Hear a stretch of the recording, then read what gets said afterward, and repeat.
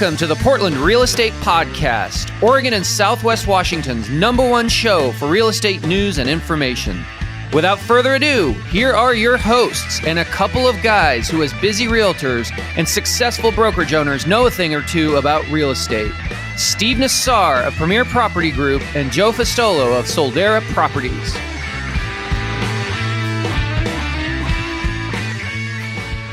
Hey, everybody. Welcome to the Portland Real Estate Podcast, episode number 140 with Justin Stoddart. And what's really amazing about Justin, he has this fabulous history of real estate related things, such as, being a builder, being in title, and now being a professional real estate coach. And the reason we are bringing him to Masters today is because we are going through some changes. We have inflation, we have different things going on that is affecting our market. And I think the last 5 years we've been fairly spoiled with, you didn't have to be as honed in as you needed to, you just needed to be there. And when the market tightens up, we need to implement certain things to still be successful and thrive. So before we jump into the interview, I want to welcome my co-host, Steve Nassar. How are you? Hey guys, excited to be here. Excited to have Justin on. I know there's some big changes in your world, Justin. So we're going to dive into those. I have lots of questions for you. And I'm very excited for you, mind you. You're a great resource and mind in our industry, and it's exciting to see you head out on a new adventure. So thank you for being a guest on our show. And by the way, you're a professional podcaster. It's always a special treat when we get to have somebody that owns a mic and knows what they're doing and is comfortable in front of it. And there's a few of you out there. Kurt's another one of them from RMLS, and we're talking about getting him on as well soon. But so thank you, Justin. Yeah, it's my pleasure, guys. Really, I've been a fan of what you've built here inside of Masters Portland Real Estate Podcast for some time. Right, I've been learning from you guys, so it's really fun to be the interviewee as opposed to being the interviewer from two guys that I respect greatly. So. Awesome. Well, Justin, tell us a little bit about your background. You're a young fella. When did you get into the business? Where did you get into it? Did you start in the title world? Did you do other things? How did you get into it? What did you do before? I grew up in an entrepreneurial family. We flipped homes. My dad was a real estate agent for a number of years. I went knowing that I'd be in business for myself eventually. That was always kind of the plan. I went off to college and actually went to work for a high-end home builder. In that process, I learned how to develop land. I learned how to build homes. And there came a point where I made an offer to him to purchase out his book of business. I was running his high-end custom home business, and he was totally focused on land development. So that worked for him, and it worked for me, and did that up until 2008, 2009. At that point, I had a tough decision to make. Do I love building homes? Do I love developing land? And the answer was no, I really didn't. It was a great business opportunity. But really, I found my passion was developing people, not land, building businesses, not homes. And so that really became my quest, is to find an industry that would allow me to do that. I was recruited into the title industry in 2014. National Title Company, Old Republic Title, was coming into the market. And they knew that most people love their title company. Let's be honest, like, you've got good relationships there. And so in order to have people move from where they were to where they're at, there needed to be a compelling offer. And so over the past 7.5 years, I've been working with that company to really help them grow and get established in the marketplace. And since then, in that process, I really found my passion, right? I started the Think Bigger Real Estate Show, realized that again, back to kind of who I really wanted to be, was someone who was developing people all the time and was helping build businesses all the time. That industry let me do that up to a certain point. I couldn't do everything that I wanted to do to help agents. I could see help that I could offer, but the title industry doesn't allow you to do everything that I'd like to do. And so this new path for me, which is really my life's work, allows me to do exactly what I've wanted to do for over a decade now, of really being very integral in the businesses of real estate agents, helping them to reach their potential. So interesting. That was going to be one of my questions for you, Justin, because As many of our listeners and probably both of you guys know, I started out in the mortgage industry, and that I always respected you, Justin, because I thought you did. There's a lot of different ways to get business when you're trying to get business from realtors, right? You can be their buddies. You can buy them, take them donuts. You can, there's a whole gamut. But I've always felt that the most scalable, the most successful way is to be a respected advisor, coach that can draw from their own knowledge, but also maybe the market and watching others and help them grow their business. And I've always felt there two great things come from that. First of all, they're going to have more business, which is good for you. And second of all, they're going to want to give it to you because you're helping them, right? So that was going to be a question that I have for you is, you were able to coach why, and arguably at very little cost to the agent themselves, just the channel of business that otherwise was going to have to go somewhere anyways. And you answered it. I'm curious, what are those things you couldn't do that now you can do as an independent coach versus with a title company? So the title industry really doesn't allow you to partner per se with agents, right? You can add value, although there's limitations on what you can add. Any quantifiable value that's over the cost essentially of a meal is out of bounds. And so it's hard to kind of quantify knowledge, but it gets into kind of some gray areas, right? And I realized that I wasn't just interested in offering knowledge, but actual help. And that's kind of how I've crafted my offer now, is that there's you can get knowledge. We talk about, like, we live in the knowledge economy. I agree with that, but we can Google anything and find it, right? Now it helps to have it curated, but ultimately somebody who can help you to implement, right? Somebody who can actually even bring in experienced experts to help implement things into your business, like my staff, my personnel that steps into your business and helps you to get things done that need to get done. That's obviously the level that's far beyond what I could do.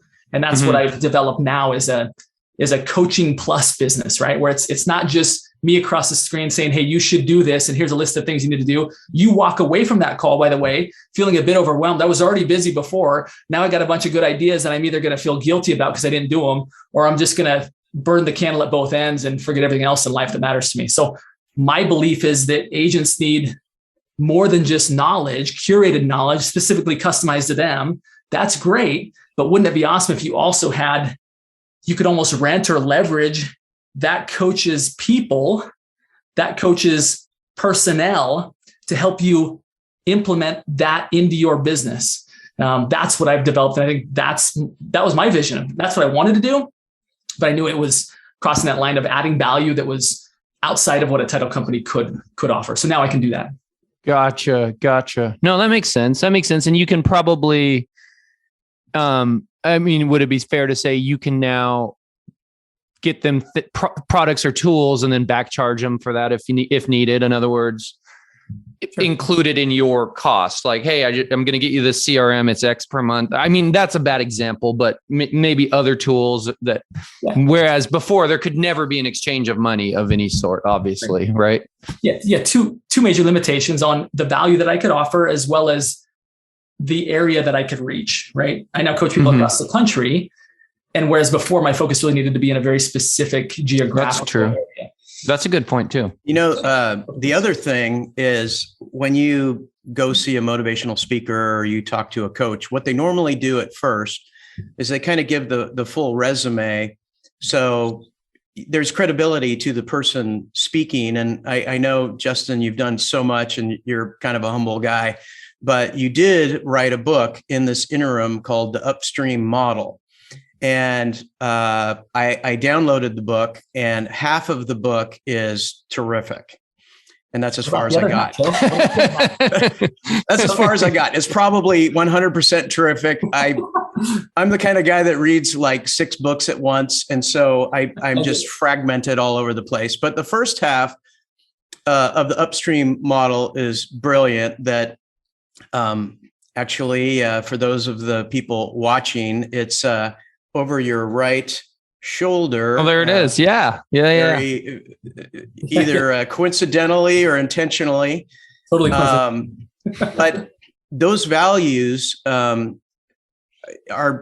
completely agree with the Upstream model. And I think I sent you a video I made back in I loved 2018 or 2017. And I didn't call it Upstream model. I called it referral partners.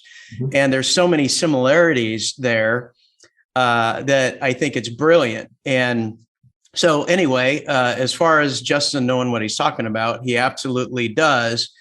And what we're hoping to do in Masters today is give you some morsels. If you have 2 takeaways, 5 takeaways of what we all should be doing as our market morphs and changes over 2022.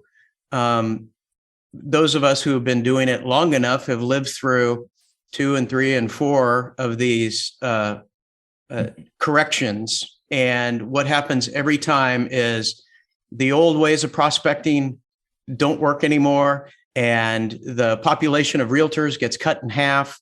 And so the people in Masters, we really want to bring value, because we want you guys to be the people that stay and thrive. And it's shown by being a member, being active, watching the podcast, listening to the podcast when you drive. So, Steve, did you want to go through any more of the questions? Yeah, well, no, I mean, I think we know a little bit about your background. I had one more question for you, Justin. You said staff. Do you have actual employees right now? I do. How many? So I have 1 full-time and 1 part-time. Okay. What kind of things are like marketing or database? Yes.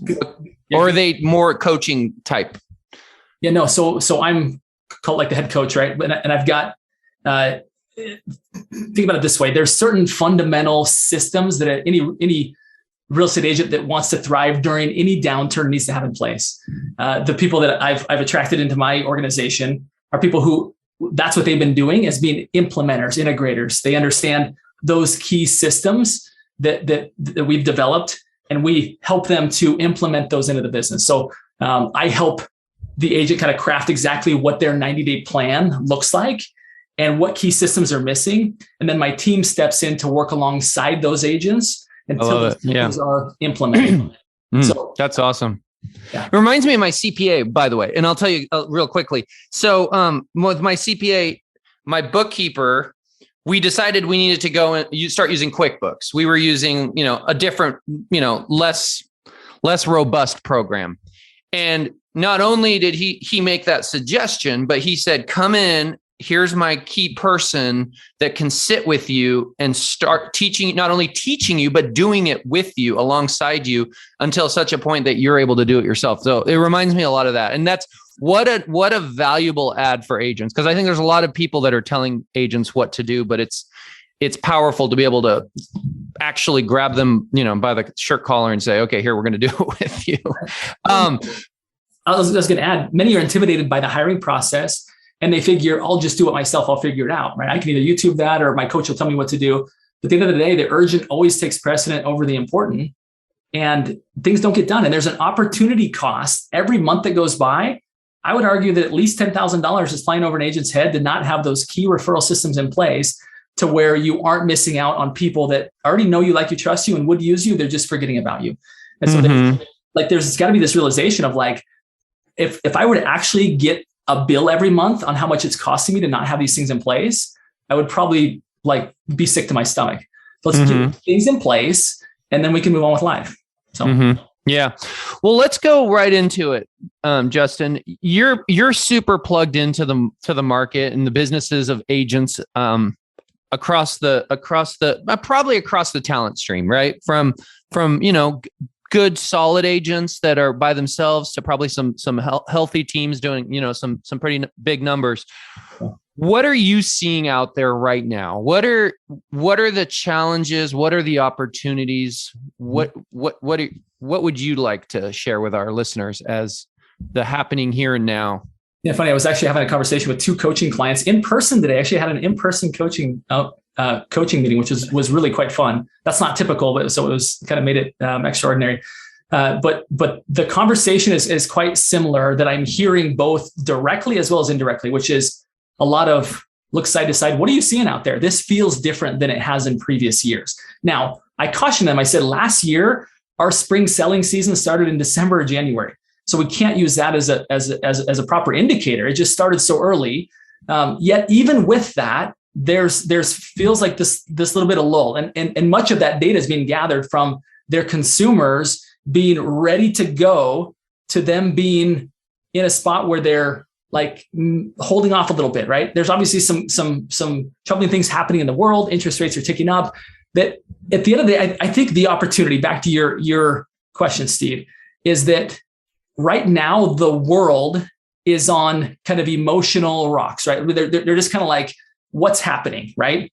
What's happening with the economy? What's happening politically around the world? What's happening with this? And I always say that the highest form of sales is leadership, always. And consumers still need to move. They still need to sell. They still need to buy. They're looking for somebody that can give them the confidence and to help them to think unemotionally and make a good decision. And so the first, I think, prerequisite that any of us have to have is that we have to be checking our own psyche and seeing how much are we tuning into the news and bringing, some of the world events into our own backyard and being emotionally distraught that kills our confidence, thereby eliminating our ability to convey that confidence to other people. So I think first and foremost, the way to stand out in this market is to guard your mindset. I'm not saying be blind to what's happening in the world, but you also need to be like realistic as to how that affects us. Now, it does in some ways, it doesn't in some ways that we unfortunately pull into today. So first and foremost, it's always mindset. We have to be clear and strong of what's actually happening. What are the actual risks? What's the actual scenario for us right here in the Portland, Oregon market and wherever it is you live, right? So I think that's the biggest differentiator that a lot of agents can make and should be making to stand out from their peers. Mm-hmm. Mm-hmm. It's interesting. Have you ever heard of the book, The Challenger Sale, by chance? No, I haven't. It's a good book. I mean, I have it on Audibles. I've been listening to it. It's not the easiest book to listen to, but the big thing it talks about different sales models, and it's actually geared towards business to business sales. So it's not 100% relevant to us, even though I guess in the title world and mortgage world, you could say that it's more geared towards them. But one of the big things they say is the challenger sale model is selling through education, where you present a problem to your subject that maybe they haven't realized, and then you solve it for them. And it's talking about the success of that. And you kind of reminded me a little bit about that in what you were talking about there. And I've been thinking about that a lot with our business, right? As realtors, our clients come to us and most agents are saying the same thing. I can market the best, there's a whole slew of things they're usually saying. What is the one thing that we're pointing out to them that's unique that suddenly when you say it, they're like, yeah, that is an issue. And then you go, let me tell you how my other clients are solving this. So interesting concept there. What do you see happening with the market moving forward, Justin? Yeah. I mean, that's a bit of a loaded question. I think based on everything that I've read economically, as well as some of those economic reports coming out before, what's happening in Europe right now, I think we can expect kind of a stabilization of the market. I don't expect anything overly drastic. I think it will feel drastic based on years past. I think there will be an exodus of agents getting out of the business. And I still think that we'll continue to see agents come into the business. Those that have come in and realized, like, I don't have what it takes, they'll get out. Yet this is still the best option for a lot of people. So with all of that movement, my belief is that there's a group of agents that will continue to thrive. Some of my best clients in the title and escrow world, and even now into my coaching space, they grew up, if you will, in the business in 2007, 2008, right? Joe, you mentioned this, right? That there's agents that thrive in any market. And so I think as we come back to a new normal, if you will, again, there's so much demand. I just can't see this being a bubble. I can't see it turning off. I can't see it coming back to a normal market. But I'd love to hear from you, Joe. What do you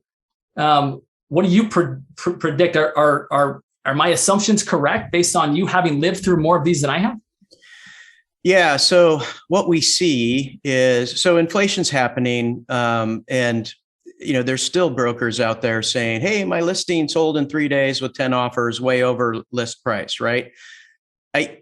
I think people realize, hey, let's not do that anymore. Let's kind of focus on what's happening with interest rates, gas prices. I mean, we're kind of getting priced out of the market. There's people that are like, hey, you want 800,000 for this tiny little ranch house. I mean, people are kind of like getting frustrated. The buyers are getting so frustrated. And so what I'm trying to do is build a better realtor. If ever before, now it's most important to master your craft. I'm a broken record with that. But if you're going to be whatever you're going to be, Martin Luther King said, if you're going to be a street sweeper, be the best street sweeper you can possibly be, that when you die, the heavens will say, here is the number one street sweeper in the world. Whatever it is that you do, be the absolute best. And so someone who doesn't know me and doesn't know how long I've been in the business, every once in a while, someone big leagues you and says, oh, well, I've been in the business for 20 years. And I just think about our correspondence, and I think about how they write things and what they've done. And in my mind, I'm thinking, gosh, you had your first great year, and then you duplicated that first year 19 years in a row. And you didn't do anything aside from, the minimum required educational, continuing ed to strengthen yourself. We should be bettering our knowledge, ethics, professionalism, correspondence, 10% a year over year. And it boils down to this. Real estate is a relationship business. We find value with our relationship. And there's no favors that are done. Clients pick us because they trust us, they like us, they know we're capable of doing the job, and we solve the problem. We get them their goal, whether it's to sell, then buy, or whatever it is. And every recession that I've been through, when you come out of it, like I started Masters 10 years ago. So 2012, we're coming out of it. Everybody and their brother is like, wow, this market's amazing. It's on the way up. All I have to do is stick my sign in the ground and I walk away with $10,000, $20,000. And when Masters was created, everybody was complaining about the professionalism of the brokers because they didn't have to be good. They just had to be there. So it's like anybody can sell an umbrella in a rainstorm or with blistering heat, but can you sell an umbrella when it's 75 degrees with a light breeze, right?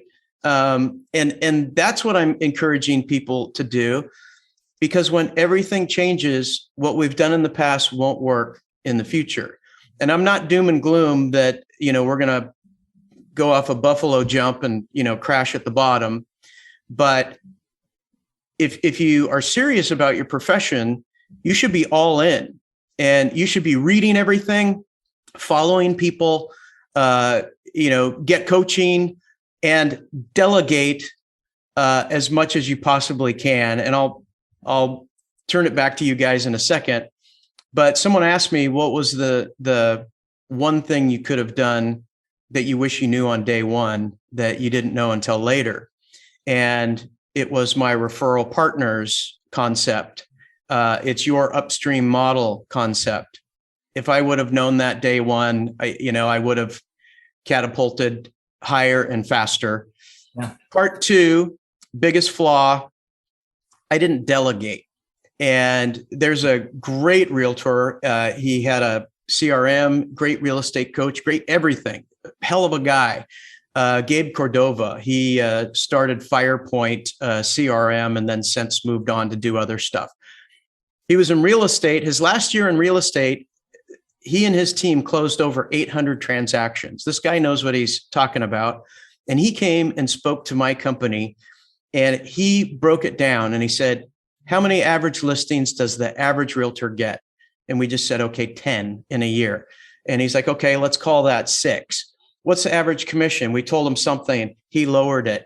He's like, what's the number of hours that you spend on that? We told him X. He increased it. We did the math, figured out what the dollar per hour was with that scenario, that he filtered everything and made it even more crazy.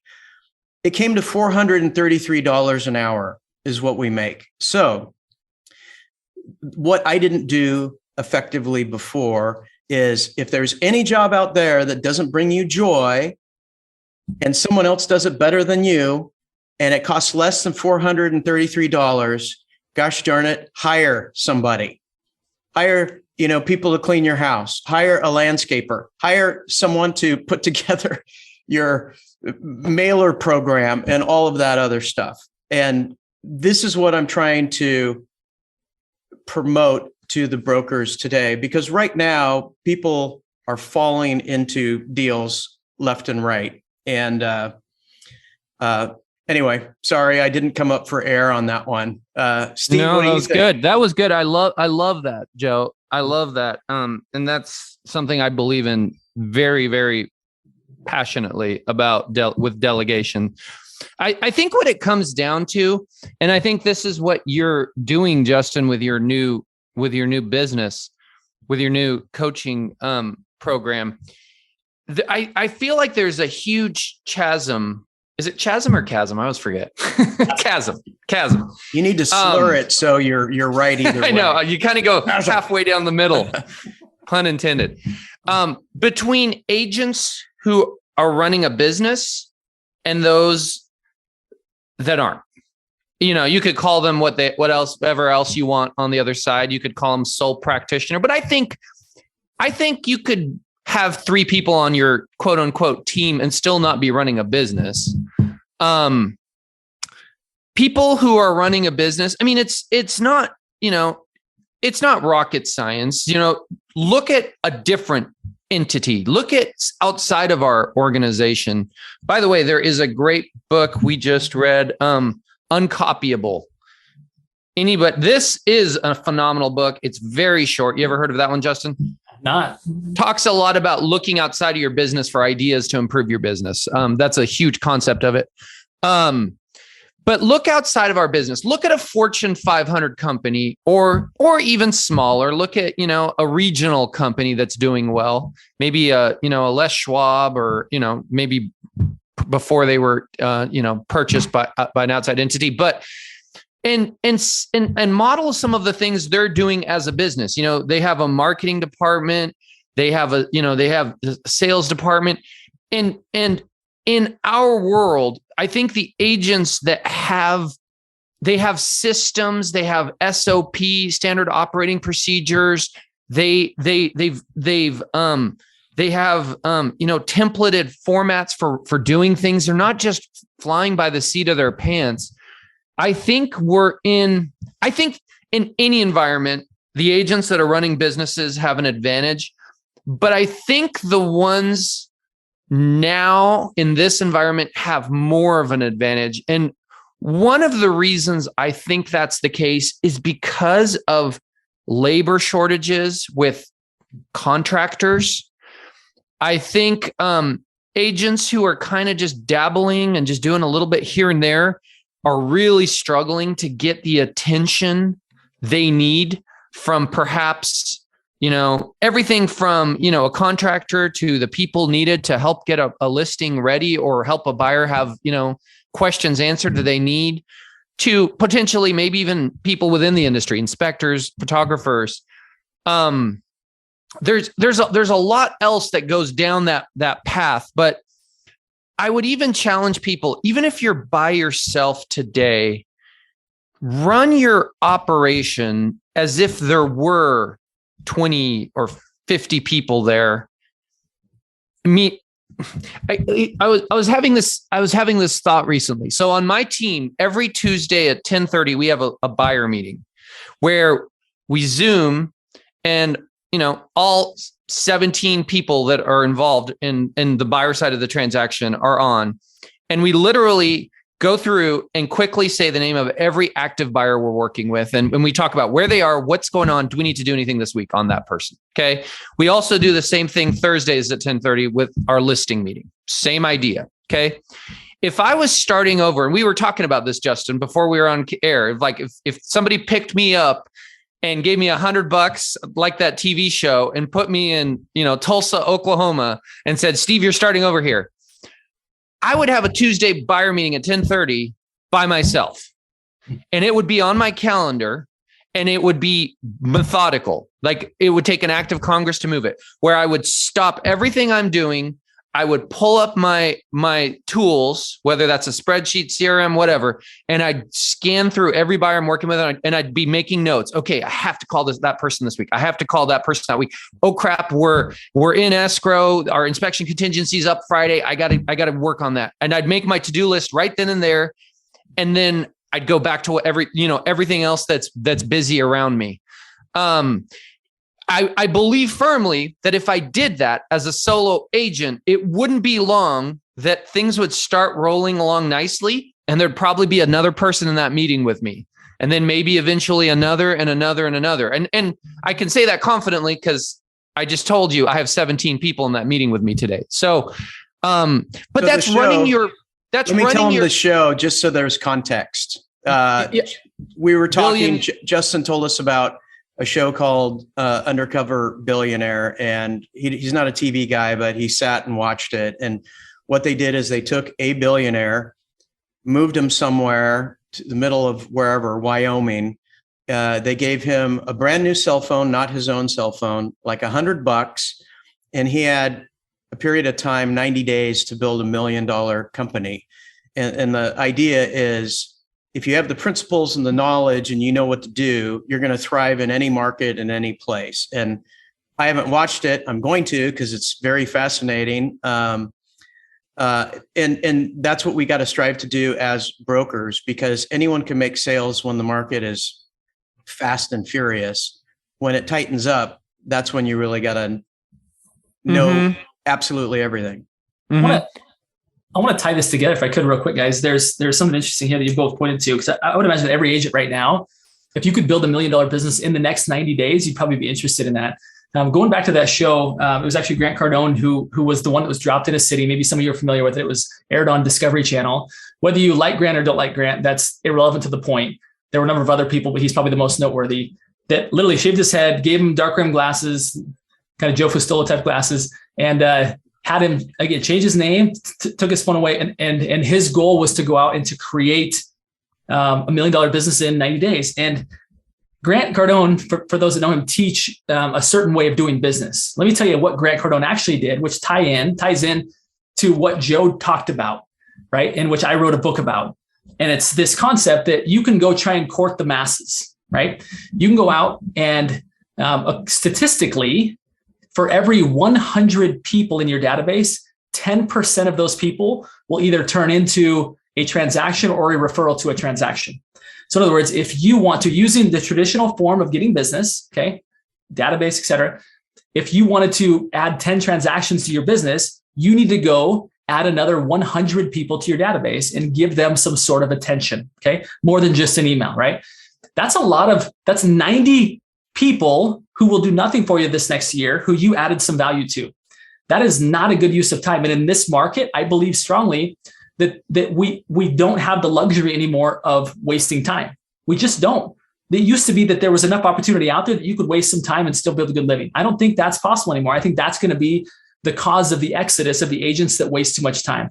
Those that are really productive and hone in on effective strategies are the ones that are going to thrive and survive. Those that really are becoming masters. So the model that Grant Cardone used that I think we would all recommend is to go out and find key partners, right? So rather than going out and finding 100 people to give you 10 transactions, go out and find 1 or 2 people that can give you 10 transactions, okay? That's the essence of what I teach. It's really the 80-20 principle, but instead of having to go out and spend time with the 80% that aren't going to produce, you only hone in on the 20% of people or less, maybe the 5% of people who are going to give you 80 to 90% of the transactions. And that again, that's the essence is we have to be better with our time. And by the way, that's what Grant Cardone did, is he went and found one guy in town that knew everybody, and they went and sold a marketing package to all the business owners in town that guy, by the way, knew. That guy in town knew everybody, had a great reputation. Grant leveraged him to get in the door and pitch his marketing packages to all these different businesses. That's how we did it. That's what we should be doing. So it's funny that you say that, Justin, because I have another class I teach, and I never had a name for this class. So I just called it my Jerry Maguire class, right? And it's, when he like stood up and he's like, I don't want 1 million people. I just want one person, and I'm going to give him my all, and we're going to both be successful. And I absolutely agree. We got to, start shooting with a sniper rifle instead of a shotgun.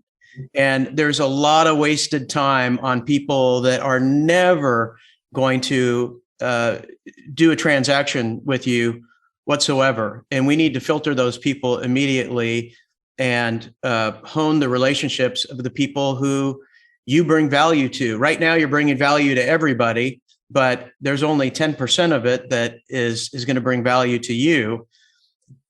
How would we be if all 100 people that you're talking to do some sort of business with you that year? I mean, it would be a completely different scenario. Yes, you would have $1 million business. Yeah. Well, and to Steve's point, sometimes this can be overwhelming, right? When you're looking at these big teams that have 17 people in their meetings, right? Congrats to you, Steve. It's mighty impressive what you've done, not just that, but your brokerage, et cetera. But most people aren't in that spot. Let's be honest. They're just not, right? They don't have that capacity, or they're not to that point yet.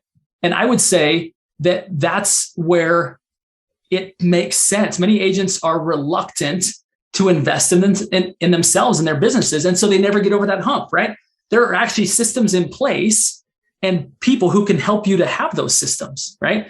Rather than trying to figure it out yourself. Because by the way, you probably won't, or if you calculated the opportunity cost that it's going to take you to figure it out yourself, like you're not going to like that number.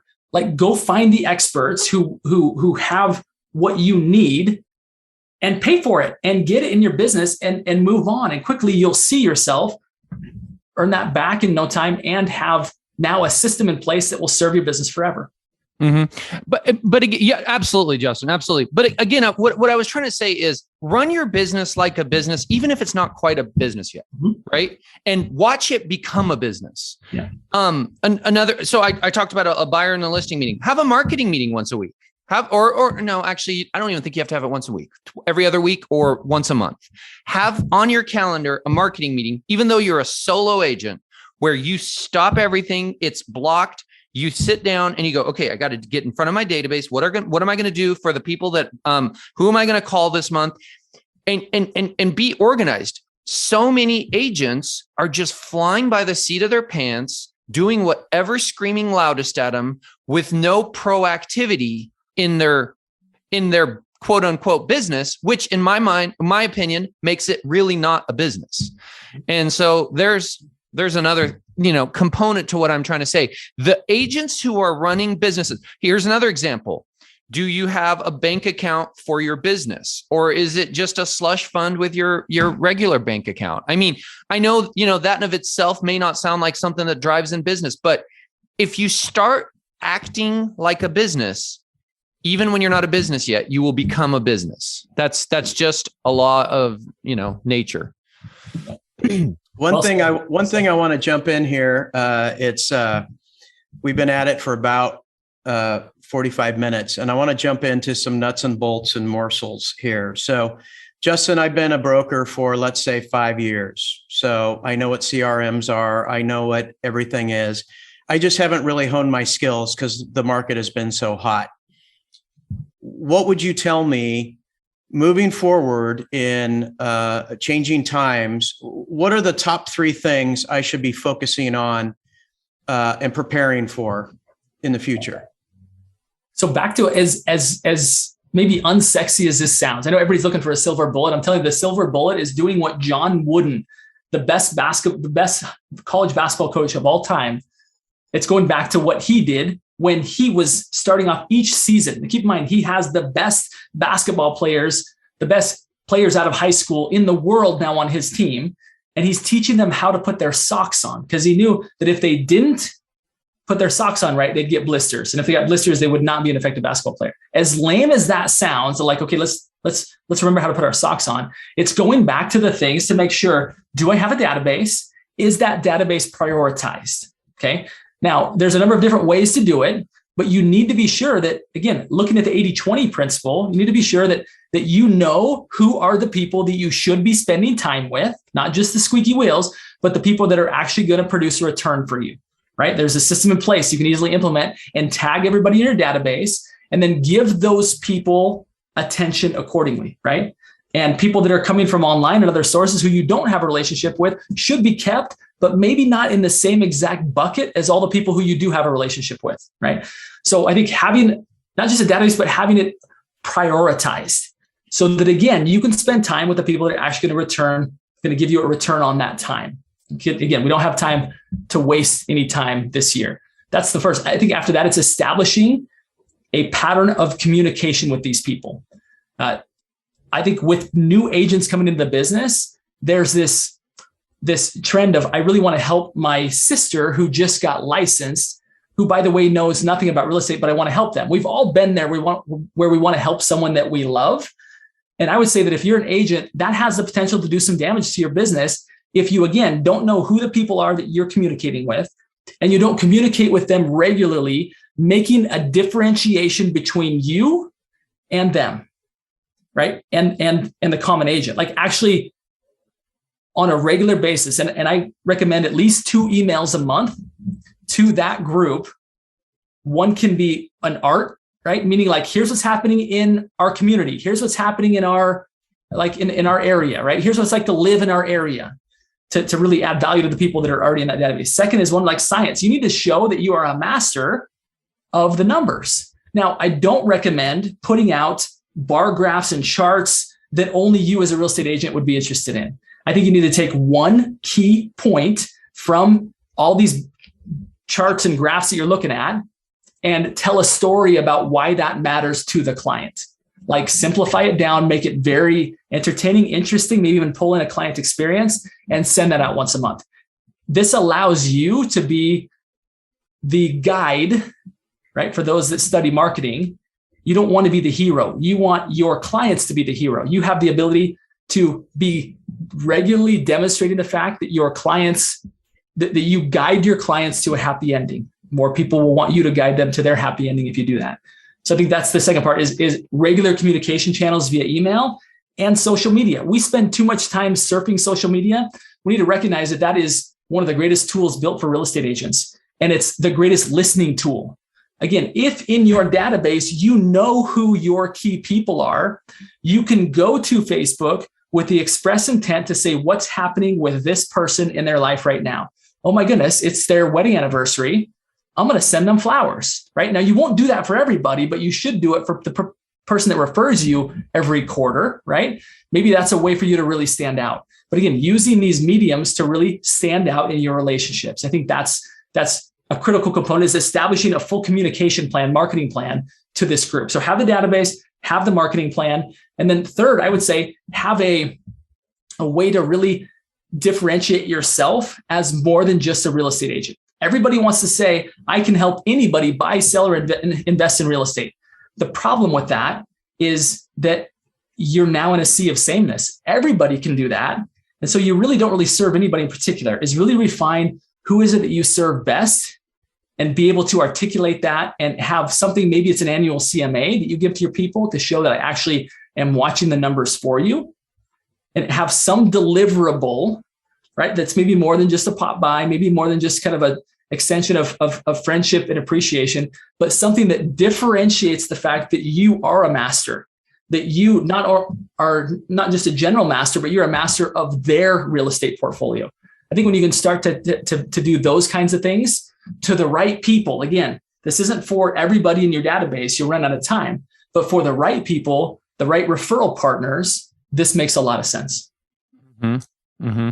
I agree. One thing you said that is really important is, you need to quickly identify the means of correspondence with people and the frequency of correspondence with people. And there's a fine line between waterboarding somebody with all of your stuff. They're going to block you and you're going to lose all opportunity to reach them ever again. The other end of the spectrum is people feel like you forgot about them. And the worst thing, if you've been in real estate long enough and you drive down the street and the house that you sold 6 years ago, you drive by and there's a bright, shiny for sale sign in the front yard of that house that you sold, and it's not your sign,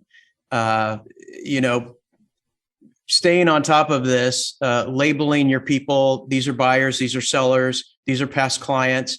When you want to get out a newsletter or an email, you can do it effectively for what their needs are and really implement the CRM. I can't tell you to this day, there's so many brokers with no CRM and they're just running around with the contacts in their phone. And the thing that reminds them to maybe reach out to them as they see their name and their phone and they're like, oh, I should probably call them. It's been like 3 years since I called them last or did anything. So what do you think the goals are for building the Upstream model? So for building these relationships, how does one go about that where people organically come to you? Yeah, I've got it broken out in my coaching circle to five simple steps. And I won't be able to go in depth on them, but I'll tell everybody that's listening here, we appreciate you tuning into Masters and being a part of this. First and foremost, it's to identify a category or an industry that you feel like you could be getting business from, right? So for some, it's like, I really enjoy talking numbers to my people. A CPA may be a very good upstream partner for you because you can actually get knowledge from that CPA and you can deliver it to your clients, right? And essentially what you're doing is you're integrating their knowledge into your practice. And when the CPA sees that you do that, they're going to be interested in you over every other real estate agent out there. Now, that's just one example. There's literally dozens of people. I just learned of one today of a Arizona real estate agent who got 3 listings last week from a moving company. Now, how did that happen? It wasn't, by the way, by going to the moving company and saying, do you have any listings for me? There's a very strategic process that everybody that I've met and that I've studied and that I've developed into doing this, they follow a key set of principles. So principle number 1 is to have some idea in advance as to why this might be someone that you would want to partner with. Okay. So that's number 1. Number 2 is to seek a warm introduction to this person. If you show up as a solicitor with your hand out to these people, they're going to treat you as you are, a solicitor with your hand out, right? They're not going to see you as a trusted peer. Steve, you talked earlier on in the meeting about having a B2B approach. I believe that real estate agents should realize that when they're approaching an upstream partner, if you approach them as a B2C, which is, oh, by the way, I'm never too busy for your referrals, that doesn't work. It works that people that already know you, like you, trust you, that works with them. But to a new business relationship that you're developing, that doesn't work. You really have to come in thinking of yourself, not as I'm here to get something, but I'm here as a business consultant to add value to this business. So step number 2 is to seek a warm introduction. And the purpose behind that is so that you don't have to talk about yourself when you first meet. Because the minute that you start dominating the conversation, talking about yourself, it feels like you're soliciting their business. It feels like you're pitching yourself to them and they shut down. If instead, step 3, in that meeting, you're now meeting with them, they've already heard about you, you've been pre-edified, pre-sold, they're excited to meet with you based on the way that you were introduced. Now you can really step in as a business consultant, asking questions that cause them to open up and share what might be the pain point in their business. Now, all of a sudden, you have the most valuable thing that you could have, which is something that they're struggling with. Okay. That's the goal of step 3. Have the meeting and learn something that's painful for them. Step 4 is to add value to that pain point. You already know a lot more than you know. You already know a lot of people more than you know. You could know a lot more and you could meet a lot more people. In other words, you have endless potential solutions to solving that business owner's problems.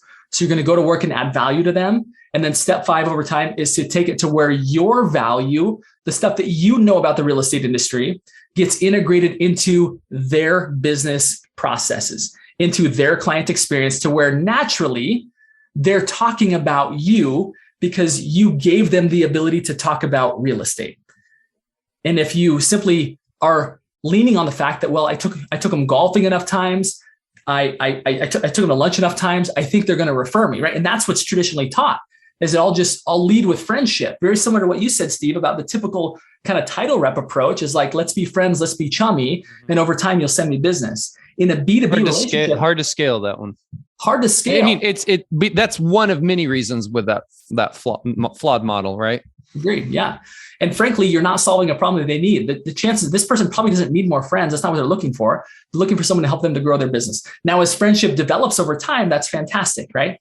But you're coming in to really solve a business problem. And as you do that, guess what? Now, all of a sudden, they're open to the conversation of how you can continue to add value, not just to their business, but to their clients, thereby getting warm introductions on a regular basis. So that's, as a high level overview, that's how you implement the Upstream model and really focus on people that, again, one person that can refer you 10 deals a year, as opposed to 100 people that can send you 10 deals a year. It's just a much better use of time. And I'd like to add the people in your Upstream portfolio, I call them referral partners, but they got to be the best in their field. They got to be professional, do what they say they're going to do, under promise, over deliver, handhold the people that need it, blaze by the people that don't need it. They need to dazzle you, because any referral partner we have, it reflects on us. And the concept of the Upstream model is you have real estate related partners, and there's a difference between a partner versus a referral source. A referral source, say it's a lender, you send them some buyers and they can get the loan done and take the buyers all the way to the end zone. And the buyers are going to say, well, that was a great transaction. I really like that lender. But that's the last deal you're ever going to see from that lender again. That's a referral source. A referral partner is you send them buyers, they send you buyers that are pre-qualified, right? And you do that throughout everything real estate related. It could be a roofer, a landscaper, a real estate attorney, a divorce lawyer, an estate person, a moving company. It's countless of what your referral partners can be. And the concept is sometimes we get there first, sometimes they get there first. I get to a house and it's like, oh my gosh, the roof's shot. Hey, I got a guy. You should call this guy. The guy needs to be brilliant, competitively priced, available, have good materials, show up sober, all the things that you want in a great partner. But sometimes all they have to say is when they're out doing a bid on a roof, it's like, well, what brings me here today that you need a roof on your house? Well, Helen and I are going to sell our house because this is way too big. The kids are raised and gone, and we want to get a one level. Oh, I have someone that's terrific for you. And that's when it comes back. That's the Upstream model referral partner mentality. And I got to tell you, a warm, fuzzy blanket baton handoff is so much better than the ice bucket challenge of internet leads and everything else. And the other thing is you don't have to be turning over rocks looking for these people. They will come to you through your partnership. I truly believe that if people haven't developed that with multiple people, they need to, and make sure they're great at what they do. Mm-hmm. Yeah, great stuff, Justin. I liked what you said about your database. The two key touch points where you talk once about our area, fun things to do, and then once more specific to the industry. I think that's a really healthy formula for anybody staying in touch with their database, which is really the lifeblood of their business, right? That database is like your bloodstream that's going out there to all of your past clients and clients. One thing I would add that I've found, quite tremendous success with my database is just being generous with it. if you gave $50 a year to your past clients, right? The statistics show every 7 or 8 years are going to move. You've given $350 to $400 to somebody who's probably going to be a lot more compelled to use you. Okay. Get creative with that. Have fun. Is it, I hear the term pop buys. To me, those are little tchotchkes that are very little value. I think as a business owner, I think we can step it up a little bit and find innovative, fun ways to give meaningfully back to our database on a systematic and scalable, in a scalable manner that is going to almost compel them to feel guilty if they don't use you. And you know what? You don't need it to work 100 times. I did a class not too long ago for some agents at our company. And one of the things I said is, it was talking about errors. It's another podcast we should do, and I'd love to have you, Justin, on it, because one of our questions are what common pitfalls or mistakes do you see agents making that you want to warn our listeners of? And we really haven't got to that. But I had done a class on that, and then I had about 50 things down. One of them was most agents don't realize that not all marketing needs to work 100% of the time. Actually, usually in our business, it pencils if it only works 2% of the time, right? So, leading with generosity is something that I don't see enough of when it comes to databases. I think if you're running a business, again, this is where it can't be the slush fund in your personal checking account. There's a business account. There's budgets of, I have this many past clients. I'm going to, find ways to add value to them, because that's really what you're doing, in a meaningful, fun way that's creative, innovative, and makes them think of you. It's hugely powerful. Have you read the book, The Go-Giver?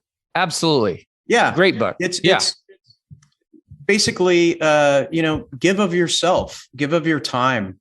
It's not always money, but just be very giving, and it comes back tenfold. And people don't understand that concept.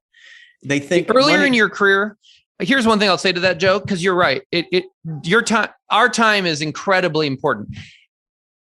In my experience, the earlier you are in your career, you have more time than money. As your career blossoms and as you get busier and busier and busier, hopefully anyway, you eventually cross a tipping point where you have more money than time. And so, yes, to our newer listeners, when you're giving to your clients, when you're giving to your database, have it be time, have it be sit down with them for coffee, talk, add value to them in person. But as you start to have a database, as like a guy like I have, or many others that is approaching thousands, that becomes a little bit less possible. And so then you have to flip the equation a little bit and maybe start using money and I don't mean $50 handshakes. Of course, that's not what I'm talking about. I'm talking about fun ways to give them movie tickets, give them passes, give them tickets to the zoo, whatever you do, so that things are happening where you're bringing joy into their life and meaning, and maybe encouraging them to do things maybe they weren't even thinking of doing. Right? Yeah. I think we're getting there to the witching hour. It's been about an hour. I'm going to ask one last question for you, Justin. Is there anything else that you want to share with our listeners? Anything they should focus on? Any big takeaway aside from many takeaways you've already given us? I will say, if you haven't read Justin's book, The Upstream Model, read it. Half of it is terrific. I give you 2.5 stars. And then when I read the second half, you might earn 2.5 more stars. But is it on Audibles, Justin? It is. Yeah. You get sucked into it. It's, I know lots of guys, they pump out books and they just do it for notoriety. And I didn't know what I was going to get. I suspected it would be great because I know you quite well, and it really is great and it's captivating. I just jumped from book to book to book. But what else would you like to share with us, with our listeners? I think I don't know if this is a pep talk or maybe a parental talk since I have kids, that who you surround yourself with matters. It matters a lot. And the fact that you're in Masters and you're spending time here and you're learning from these two guys says a lot. I think choose very wisely who you spend time with. There will be people in this market that will find everything why they can't succeed. Yet there will be other people that see nothing but opportunity. Find those people, spend time with them, earn the right to spend time with them, and do what it takes to get the systems in place, right? Don't be afraid to invest in your business. Don't be afraid to spend time learning from them, even from podcasts, right? Like, do the work, right? Spend time to protect your mindset and then be willing to go do the work. Just don't be a forever student. Actually go do the work. Yeah, no, great nuggets, Justin. I'm very excited for you. I'm very excited for your next chapter. I especially got excited when I heard about, you're not just telling people what to do, but you're helping them implement it. I think that's really innovative and forward thinking. And I expect big things out of you. Appreciate it, guys. We need to have you on again very soon. Awesome. I would propose, it was a class I did late last year, and it was really well received. I would propose we do another one of these in a few months, bring you back on, and let's talk. And I don't say it from a negative way, but it's just it's a cool theme, like the mistakes we see agents making. And I'll give you guys a little teaser. I mean, do too little for their clients, do too much for their clients, error on less marketing, live beyond their means, view their home as marketing, not building a team, building too big of a team. And what I would love to do is each of those you can talk for, 30, 45 seconds about, and kind of like you say, Joe, do it New York style, where we just go through a bunch of things we see agents doing that that send them down the wrong path. Right. And so it's kind of a fun thing. It's a little different spin on, there's a lot of classes and a lot of times where we talk about what you should be doing, but it's kind of a fun little twist off on that. Perfect. I got another commitment. So good to spend time with you. I can't wait to do it again. Thanks everybody for tuning in. It's been a total pleasure to be with you all.